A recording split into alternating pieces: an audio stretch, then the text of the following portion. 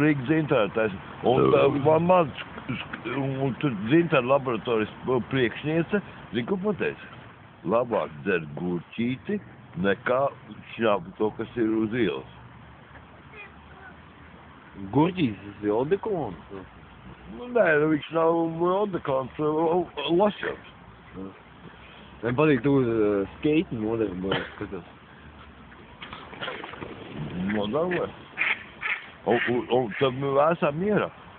Šī man teica, jo tas ir 75% spirts, un tikai gurķu sula, vairāk nekas.